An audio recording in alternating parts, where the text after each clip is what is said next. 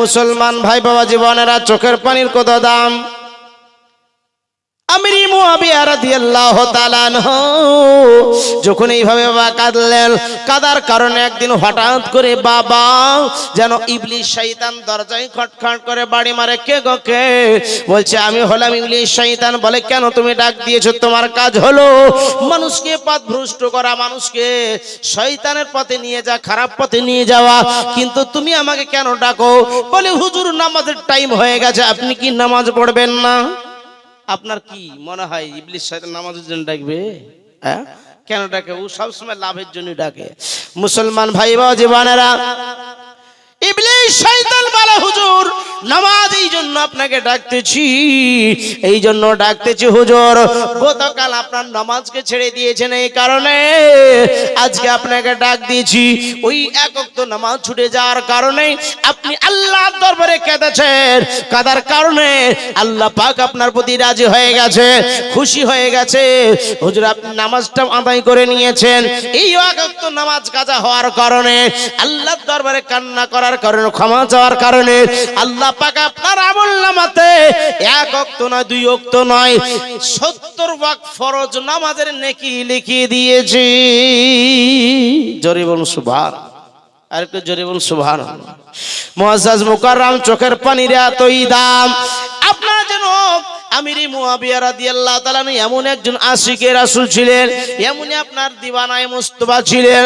যখন ইন্তিকালের সময় এসে গেছে, আমরা ভরি ভরি নামাজ ছেড়ে দিই, ভরি ভরি নামাজ ছেড়ে দিই, কিন্তু আমরা ডোন্ট কেয়ার, কোনো আমাদের ব্যাপার নাই। ও নামাজ কি জিনিস, তাই কি না? নামাজ ছেড়ে দিয়ে কোনো ব্যাপারই না আমাদের কাছে। কিন্তু নবীর সাহাবারা নামাজকে ছেড়ে দিয়ে দুঃখ প্রকাশ করেছে, আহারে নামাজটা ছুটে গেল, কাজা হয়ে গেল। আমার সাহাবী, নবীর সাহাবী আমির মুআবিয়া রাদিয়াল্লাহু তাআলা আনহু ইন্তিকালের সময়তে সাহাবায়ে কেরামদেরকে বলে, সাহাবারা তোমরা শোনো, আমি যখন মারা যাব তোমরা বাজার থেকে কাফন কিনে আনবে না, বাজার থেকে আতর কিনে আনবে না, বাজার থেকে করবু কিনে আনবে না। বলে কেন গো কেন? তোমরা কোথা থেকে তুমি কি কাফন কিনে এনে রেখেছো? তুমি কি আতর কিনে এনে রেখেছো? তুমি কি করবু কিনে এনেছো? মরলে মানুষ করবু কিনতে হয় কি হয় না? আতর কিনতে হয় কি হয় না?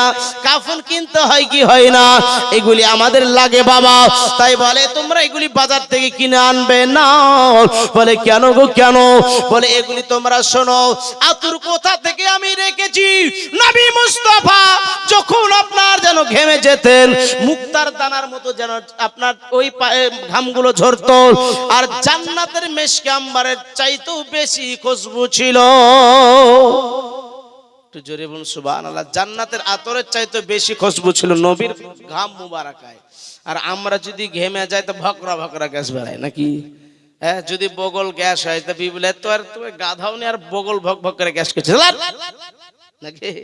হ্যাঁ, একটু গায়ে খুশবু টসবু মেখে যাবেন, আপনার বিবি ভালোবাসবে। আর বিবিদেরকেও বলি যে আপনারাও খুশবু মাখবেন, আপনার স্বামী ভালোবাসবে। কিন্তু নবীর শরীরের ঘাম মুবারাকাত এতই দামি ছিল, জান্নাতের আতরের চাইতে দামি ছিল বাবা। তাই সাহাবায়ে কেরামরা লালায়িত থাকতেন, নবী মুস্তাফার শরীরে ঘাম মুবারাকাত পাওয়ার জন্য তারা লালায়িত থাকতেন। শুধু ঘাম মুবারাক নাই রে বাবা, এই চুল মুবারাকা পাওয়ার জন্য লালায়িত থাকতো, মুছ মুবারাকা পাওয়ার জন্য লালায়িত থাকতো। নবী মুস্তাফার একজন সাহাবী রাসূল আনাস বিন মালিক রাদিয়াল্লাহু তাআলা আনহু বাবা একদিন গভীর রাত্রিতে তাহাজ্জুদের নামাজ পড়তে উঠেছেন। গভীর রাত্রি তাহাজ্জুদের নামাজ পড়ার পরে দেখতেছেন বাবা গুনগুন গুনগুন শব্দে কারা যেন নবীর শানে দরুদ পাঠ করতেছে। কোন জায়গায়? যেই জায়গায় নবী মুস্তাফার চুল মুবারক রাখা আছে। সাহাবায়ে কেরামরা নবী মুস্তাফার চুল মুবারক তওবা স্বরূপ বাড়িতে রাখতেন বাবা। আর এখন ওয়াহাবীর গোষ্ঠীরা বলতেছে আমিও যা নবীও তা। জোরে বল নাউজুবিল্লাহ। হ্যাঁ, ওই খেপার বেটা খেপা, আমার নবী যদি আমার মতো হয় তো তুই নবী দুটো করে চাঁদ করেছে, তুই করে দেখা। হ্যাঁ ব্রাদার ইসলাম মুআজ্জাজ মুকাররম, তো নবী হচ্ছে নবীর মতো, আমরা হচ্ছে আমাদের মতো। নবী মুস্তাফার চুল মুবারক যেই জায়গায় রাখা রয়েছে বাবা সাহেব, যেন আপনার ফেরেশতারা জিয়ারত করতেছে আর দুরূদ পাঠ করতেছে।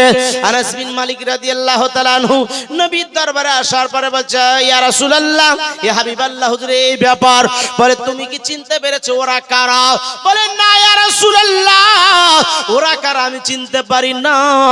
বলে ওরা অন্য কারা কেউ নয়, ওরা হলো আল্লাহর রহমতের ফেরেশতা। যেই জায়গায় আমার চুল মুবারাকা রাখা আছে, আমি নবী আমার চুল মুবারাকা জিয়ারত করতেছিল, নবীর শানে দুরূদ পাঠ করতেছিল। জোরে বলুন সুবহানাল্লাহ।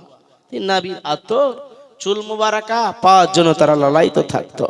শুধু চুল মুবারাকা নয়, নবী যে পথ দিয়ে হেঁটে যেতেন ওই পথের ধুলাগুলাও তারা নিয়ে নিত। জোরে বলুন সুবহানাল্লাহ। একজন ইহুদির তার চোখ কানা হয়ে গেছে, চোখ কানা। তো চোখ যখন কানা হয়ে গেছে তো সারা এলাকার ডাক্তার দেখাও ভালো হয় না, কবিরাজ দেখাও ভালো হয় না। তো ইহুদির একটা মেয়ে আছে, তো বলছে আব্বা হুজুর এমন একটা জায়গার খোঁজ দিব, সেই জায়গাতে গেলে কিন্তু ভালো হয়ে যাবে। কোথাকার বেটি? বলে তুমি যাও। ঠিক আছে আব্বা। নবী মুস্তাফার কদমের একটু ধুলা নিয়ে চলে আসলেন। জোরে বল সুবহানাল্লাহ। আর ওই ধুলা নিয়ে এসে চোখে বুলিয়ে দিলেন, আর সঙ্গে সঙ্গে অন্ধ চোখ ভালো হয়ে গেল। জোরে বল সুবহানাল্লাহ। তো ইহুদি বলছে, আরে মা, এত ডাক্তার দেখালাম, কবিরাজ দেখালাম, কোথায় ভালো হওয়ার কথা হলো না? এমন কোন জায়গাতে কি নিয়ে আসলে চোখে বুলিয়ে দিলি ভালো হয়ে গেল? বলে আব্বা তুমি বললে তুমি আমাকে মারবা, এ কথা বলা যাবে না। আরে বেটি বলো, মারবো না। কথা দিচ্ছেন তো? বলে হ্যাঁ কথা দিলাম, মারবো না। বলে এই মেডিসিনটা এটা অন্য কোন মেডিসিন না, নবীর কদমের পায়ের তলে ধুলা। জোরে বলুন সুবহানাল্লাহ। যেমনই বলা ঘর থেকে তীর বের করে চোখে ফুটিয়ে দিবে, আবার অন্ধ থাকবো তাও ভালো। কত বদমাইশ দেখেছেন, চোখ ফুটিয়ে দিবে, অন্ধ থাকবো তাও ভালো, কিন্তু ওই নবীর কদমে ধুলা নিব না। কিন্তু তীরকে জোর করে ফুটাতে যাচ্ছে চোখকে, কিন্তু তীর বারবার হয়ে চলে আসছে। তীর চোখে যাচ্ছে না, বাজছে না, যাচ্ছে না চোখে, বারবার আপনার স্প্রিং এর মতো চলে আসছে।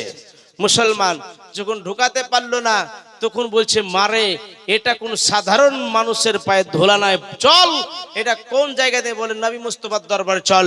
নবী মুস্তাফার দরবারে এসে কলমা পড়ে মুসলমান হয়ে গেল। জোরে বল সুবহানাল্লাহ।